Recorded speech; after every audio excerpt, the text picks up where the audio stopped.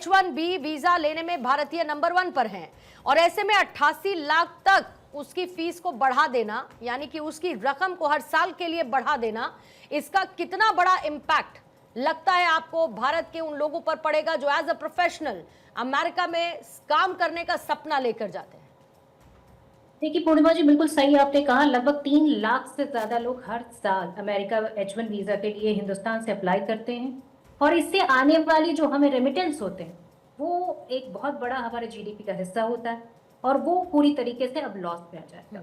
सिर्फ यही नहीं, उन बच्चों का भविष्य, जो बच्चे वहां पर ऑलरेडी पढ़ रहे हैं, जो लोन ले चुके हैं ऑलरेडी, उनका भविष्य पूरी तरीके से अधर में लटक चुका, क्योंकि 88 लाख रुपीस एक वीजा के लिए अप्लाई करना, is it possible for a student? I don't think so. उनका भविष्य पूरी तरीके से तबाह हो जाएगा।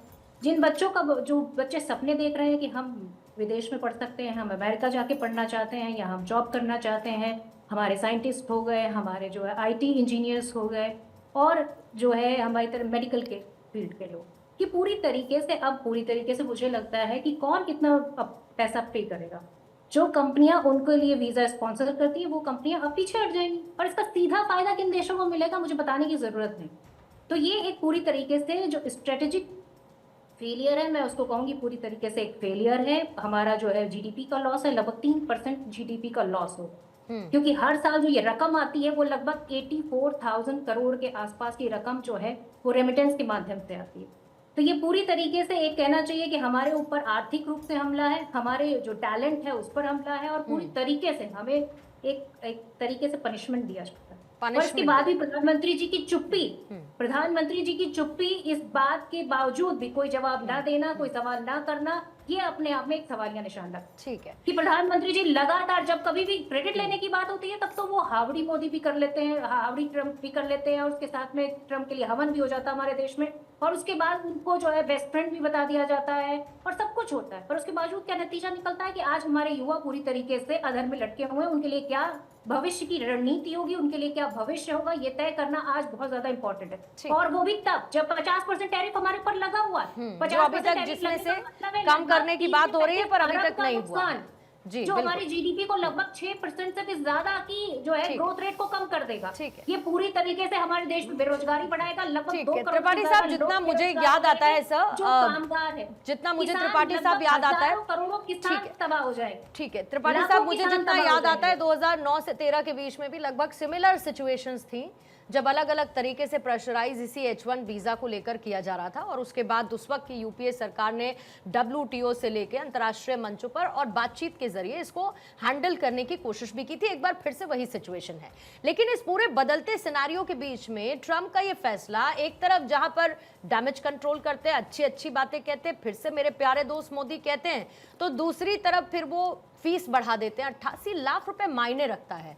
आप उनका ये डिप्लोमेटिक स्टैंस कैसे देखते हैं, मतलब करना क्या चाहते हैं त्रिपाठी साहब आपसे? जी देखिए, ऐसा है कि ट्रंप ने $1,000 प्रति व्यक्ति प्रति वर्ष से बढ़ा करके $1,00,000 प्रति व्यक्ति प्रति वर्ष कर दी है, यानी 100 गुना इंक्रीज किया गया है।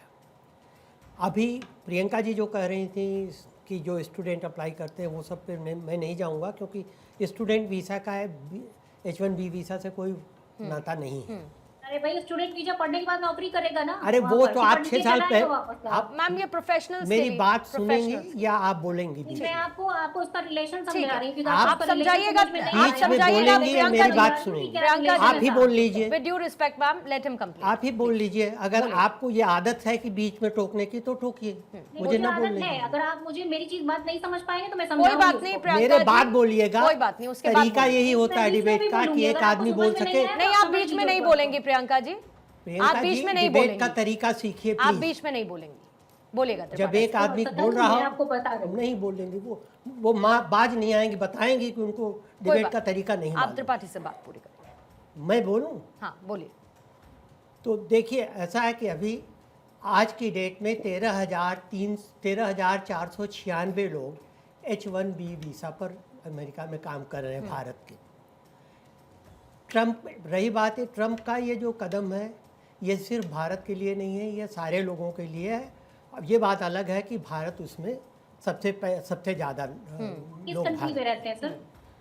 आप प्लीज प्रियंका जी, प्लीज आप बोल दीजिए। बहुत रिस्पेक्टफुल गेस्ट हैं जैसे आप हैं, नहीं, और मुझे बोल- बार बोल- बार आपको ये बताने नहीं, की बोलिए, जरूरत प्लीज नहीं बोलिए। पड़नी चाहिए कि आप बीच में नहीं इंटरफेयर बोलिए, करेंगे, बोलिए, अनलेस बोलिए। It's your turn ma'am, please. आप अमेरिका बहुत से रिस्पेक्टफुल आए हैं। एक्सपर्ट्स हैं, प्लीज। पूर्णिमा आपको जी ये उन्हें नहीं बोल पता लेने है दीजिए। आप हाँ, बोलिए। प्रियंका जी, फिर आप ही एक्सपर्ट भी बन जाइए, आप ही पार्टी की प्रवक्ता भी बन जाइए, आप ही एंकर भी बन जाइए, सब आप बन जाइए, जब आपको ना सुनना है और ना समझना है।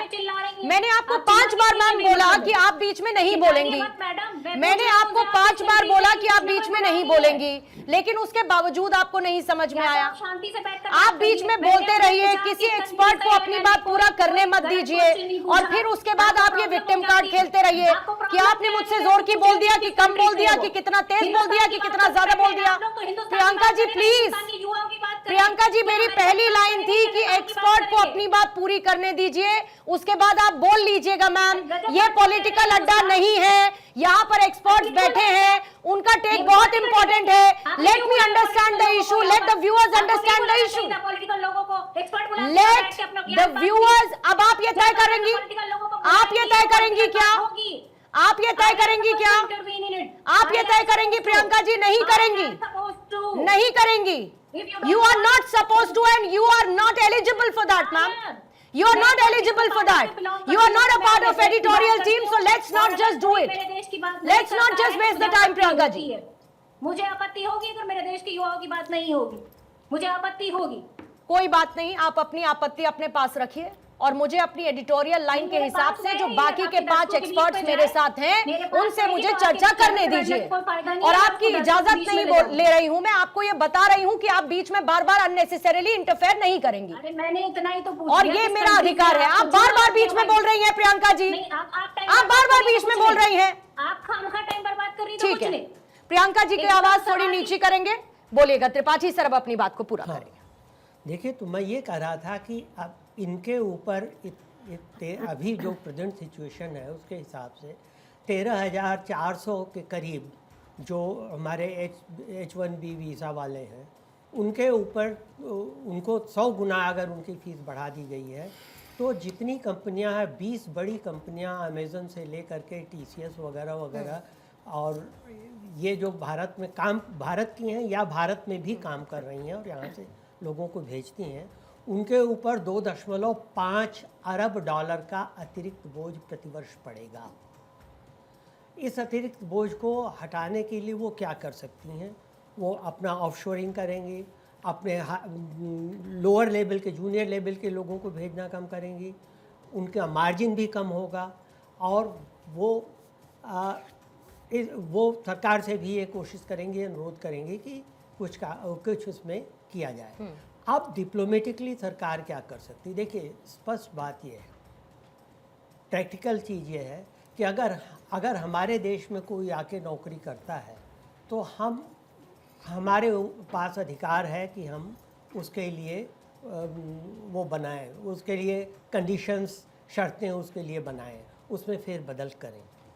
तो टेक्निकली तो उस हिसाब से हम कुछ नहीं कर सकते, लेकिन हम ये उनको ये कह सकते हैं कि आप अगर एक के बाद एक ऐसा कदम उठा रहे हैं, टैरिफ के बाद भारत का रूस से तेल खरीदना, उसके बाद आप ये कह रहे हैं कि ये H1B वीज़ा हम महंगा करेंगे, हाँ। तो ये चीज़ें जो हैं, ये एक बड़े परिप्रेक्ष्य में भारत अमेरिका के संबंधों में बाधा बनेंगी। ठीक है। ऐसे संबंधों में जो 20 साल से लगातार कई सरकारों ने, माफ कीजिएगा मैं कह रहा हूँ कांग्रेस सरकार मिला के, कई सरकारों ने, यहाँ की और यूनाइटेड स्टेट्स की कई सरकारों ने कोशिश करके जो संबंध बढ़ाए हैं, उनमें ये बाधा बनेंगी। इसलिए हम ट्रंप को ये हमें समझाना चाहिए। और दूसरी चीज़ ये है, ट्रंप ये नहीं देख पा रहे हैं कि अगर आप 100 गुना बढ़ा देते हैं फीस, और आप कहते हैं नहीं हम अपने लोग रखेंगे, लोकल टैलेंट को हम प्लेटफॉर्म, आपके यहाँ टैलेंट कितनी है? आपके यहाँ जितने यूथ हैं उसमें 50% स्कूल लेवल पास करते हैं, और 18% कुछ ऐसे हैं जो कि किसी भी तरह की एसोसिएट डिग्री लेते हैं। कायदे की डिग्री लेने वाले यूनिवर्सिटी से, इंजीनियरिंग की, डॉक्टर की, या किसी भी ठीक है सर, में थोड़ा सा 6.5% है। थोड़ा सा तो सर आप मैं इसको ओवर टाइम crisply- हाँ ओवरनाइट क्या आप वो कर देंगे? ठीक है सर। ओवरनाइट इतने लोगों को पैदा कर लेंगे जो कि सुबह होते ही चार्ज ले सकेंगे। ठीक है।